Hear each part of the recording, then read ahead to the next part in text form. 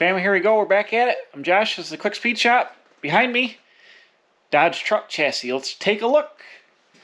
So, can't remember last time where I was with this because I've been doing other stuff, but I've got the chassis in here, and I've got the engine out now. The engine's out.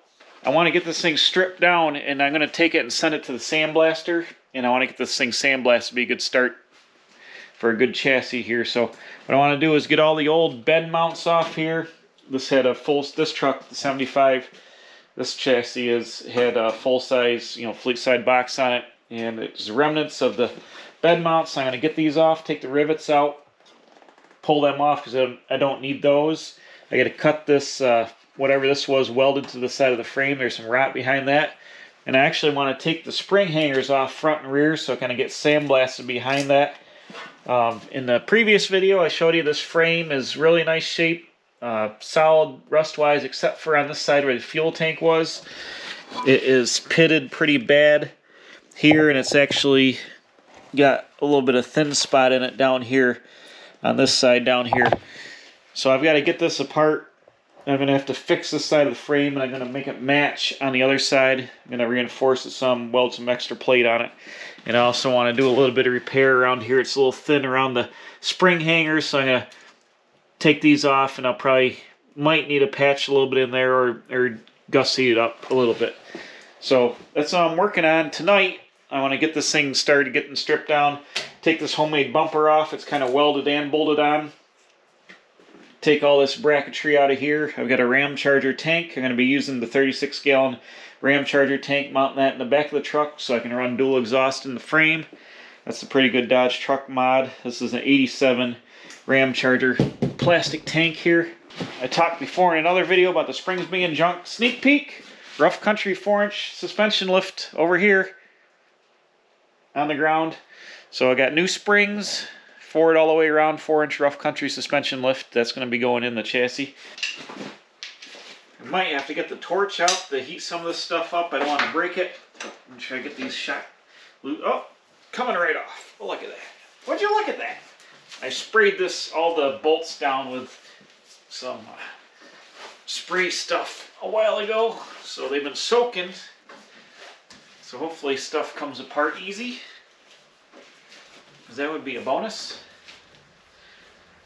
But I want to get all this stripped out, get the axles loose, get the frame.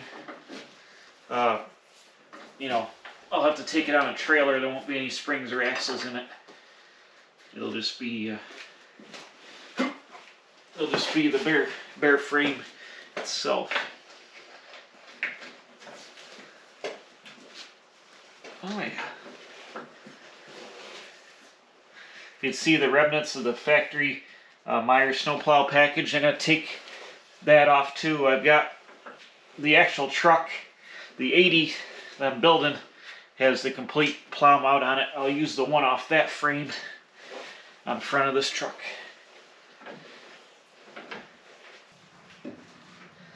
Like I said in the previous video, not going to be running these axles. These are 410s, Dana 60 rear, Dana 44 front. I'm going to run my 355 front axle out of the actual 80 Dodge, and I'm going to run a Ford Sterling 10 1/4 inch rear axle with 355s. So it's going to have a Sterling 10 1/4 Ford truck rear end and the Dana 44 front axle. I'm also going to strip all the brake lines here. These are all old steel lines. I'll take all them out. I'll take the combination valve. I'll take that out here. Get all the brake lines. The fuel line, I'm going to end up rerunning the fuel line, new fuel line to the back. So this one's set up for the side saddle tank. I'll take that out. Okay, it's getting nighttime here. Been working on peeling stuff off the frame. It's getting there, but what I want to do is, it was really warm today. The sun just went down. It's about 6:30, and it's still like 70 degrees out. I'm going to roll this chassis outside, and I'm going to bring my engine over here. I'm going to scuff it real fast. I'm going to start painting the engine that I worked on a couple of videos ago. It's really warm, and I want to get it done before it gets cold. So that's what I'm going to do now. We'll fog some primer on it, and then I've got some Chrysler Turqoise, and I'll hit the bottom of the block, and then we'll go flip it around and do the top end. Alright, I got the engine cleaned up.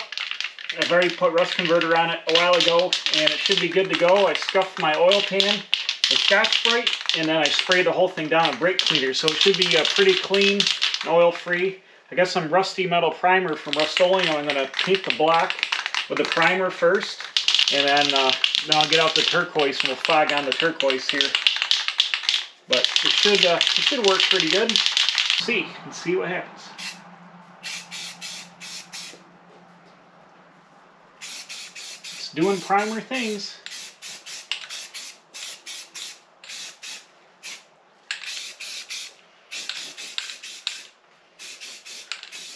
I'm going to hit all the aluminum with the primer too, just to help the paint stick.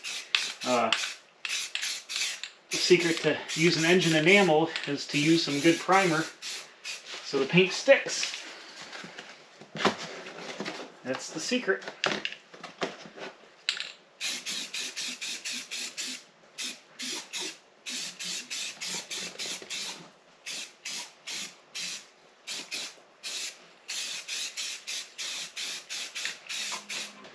Alright, check this out. I put a little bit of color on here. Got Duplicolor right here, Chrysler Turqoise. I think my primer is dry enough. I'm going to start fogging this thing. Let me get out my respirator. I don't want you guys crying. I don't want the YouTube police to be crying about safety. So I'll take this worn out, fluid film filled respirator so I can breathe later, in theory. Here we go. Even though I'm in a well-ventilated area with the door open. Oh yeah, that's what I'm talking about.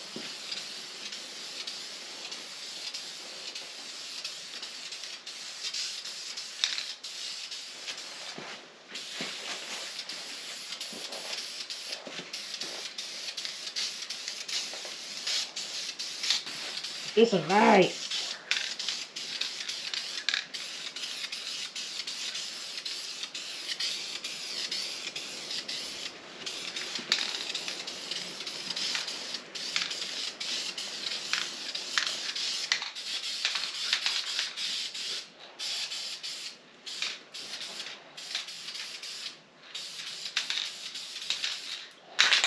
I did it factory correct. I even ran it on the back of the sump here.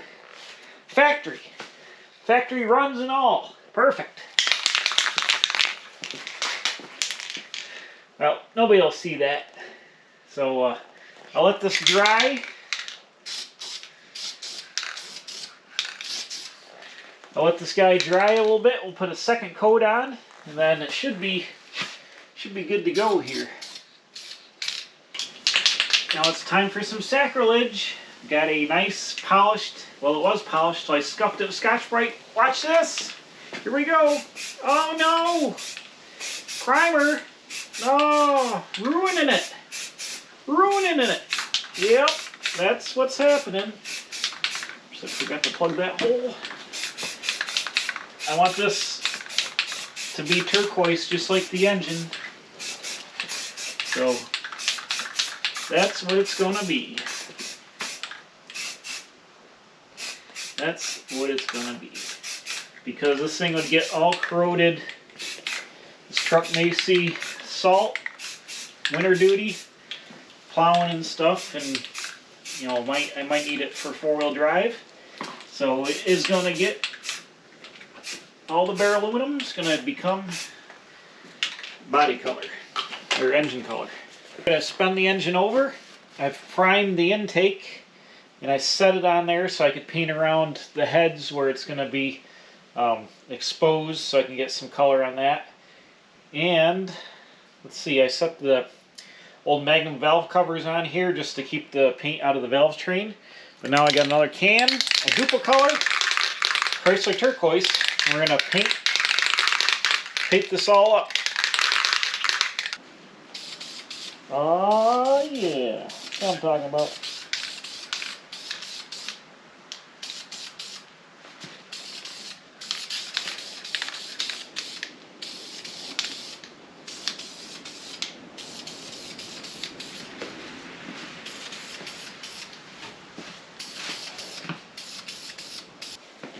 That looks good.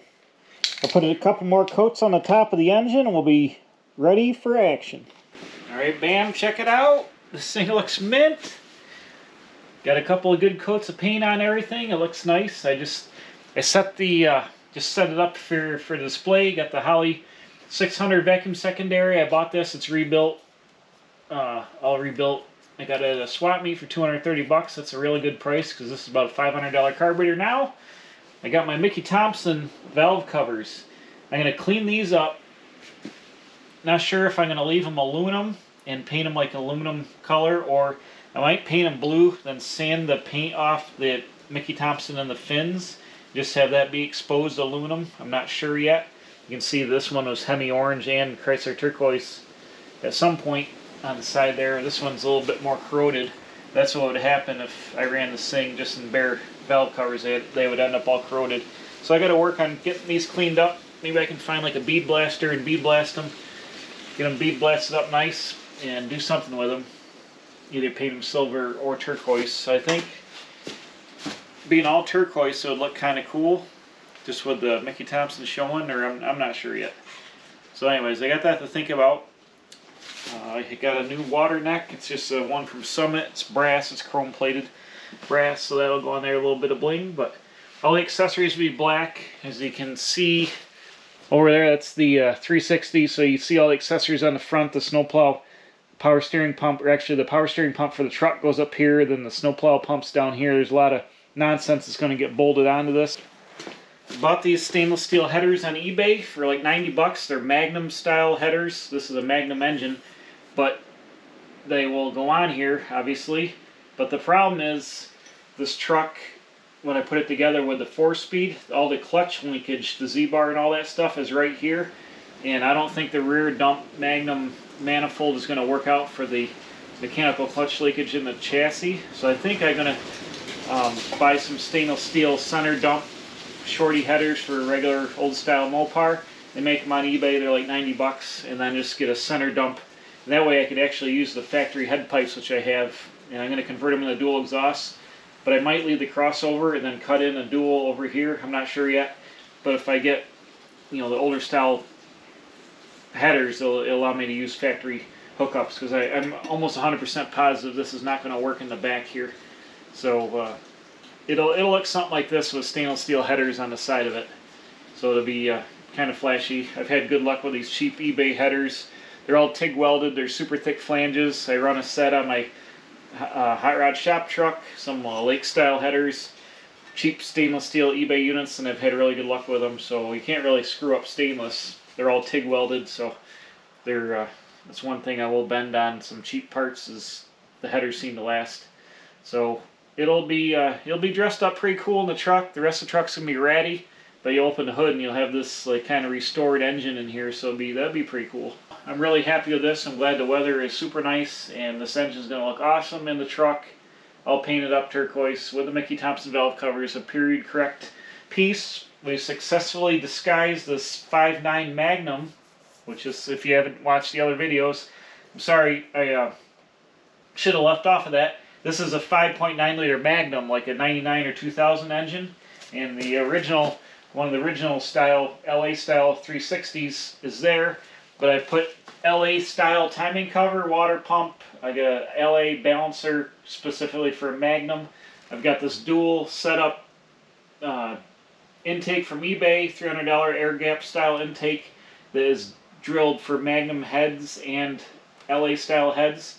So I've got everything to disguise this as a Magnum, as a LA style engine, LA valve covers, LA style intake, LA front dress, and it's pretty much the best of both worlds. You get your LA style engine with all the Magnum cylinder heads and the Magnum roller camshaft and the Magnum internals. So this is a 5.9. It should make, with the Holley and the headers, probably 275, 280 horsepower, which is about almost 100 horsepower more than the LA Smog 360 that's in the truck now makes. So it's going to be a pretty good upgrade for almost 100 horsepower for very little money. I think I paid $250 for this engine, and I've got about $500, $600 in parts on it. So you can't build a 300 horse LA style motor for $1,000 bucks.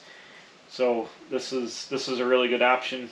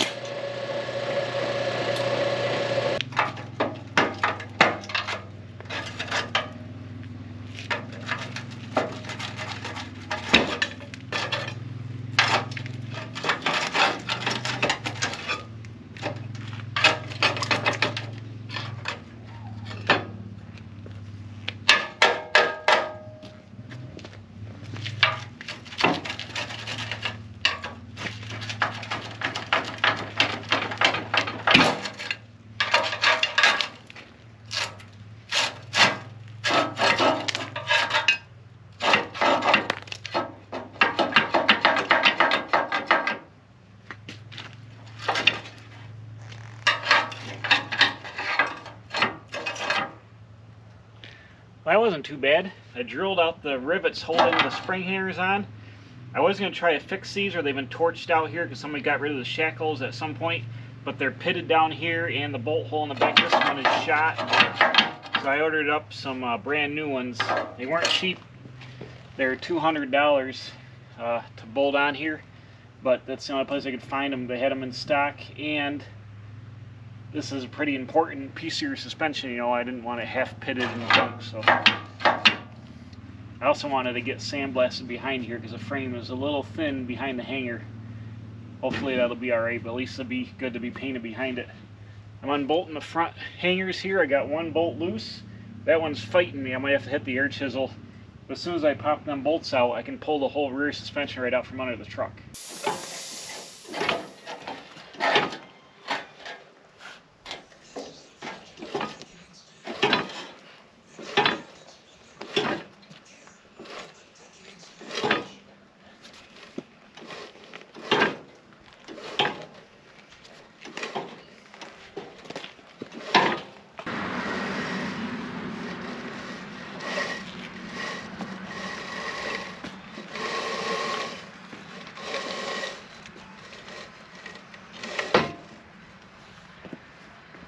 Well, that was a lot of work. This bolt is stuck in the front bushing here. I'm hoping I can spin this down and use the sawzall and cut the bolt off on both sides. And I'm also going to take the cutoff wheel and gingerly cut these U-bolts and disassemble all this. That's the dangerous part because they go bang! So I had to get this off, but there is some significant rust behind these spring perches. So it'll be good to get this blasted back here good. What I might do, this one doesn't look too bad, it's just a little bit of corrosion. But I might skin these with like 14 gauge metal on both sides and re-drill the holes. You know, weld it around here after it's blasted. Put just a little bit more metal on there. Definitely got to do it in the back because the back is pretty thin. There's a huge, this is pretty thin here, it's probably half thickness. So if I come out here, in here and make a new plate, weld it all on, drill the holes through and bolt through, it'll be restore that, and it'll bump the springs out just like a tiny little bit. It's not really going to matter for that, but I'm gonna get all these rivets out. And then over here on the other side, I didn't drill this one out yet because I got the bolt out of it, but I'll take this hanger off. This is actually the area where I got to repair the bottom of the frame, and it looks pretty thin in here. So this bracket, and this still need to come off, and then I'll unbolt these overload pieces too. They'll come off. But just a few things to go on the back, and then I can pull out the front suspension, and this frame will be pretty much stripped down for sandblasting. Okay, the front suspension is almost out here. The rear shackles, they're both put in from the driver's side in, so I'm trying to slide the front end over because the shackles are seized in both bushings on the leaf springs in the back, or else I could just pull the shackles out in the back and take the front end loose. So I got this thing way up in the air. I'm trying to slide the front end. I might put the jack under here and try to slide it. I'm half out of the bushings, just I got a lot of friction I'm trying to deal with and not drop the frame off the jack stands.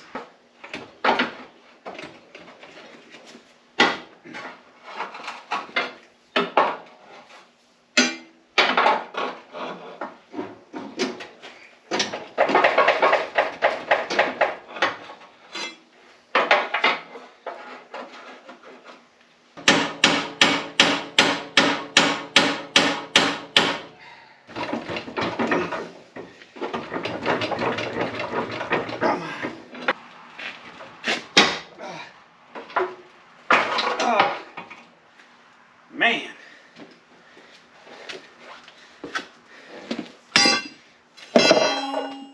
Well, that was fun.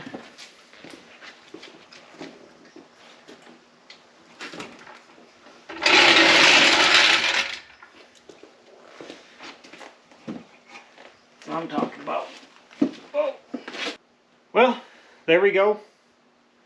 Suspension is liberated. I just got a couple more brackets I got to tear off and send this thing out to the sandblaster. So this was fun.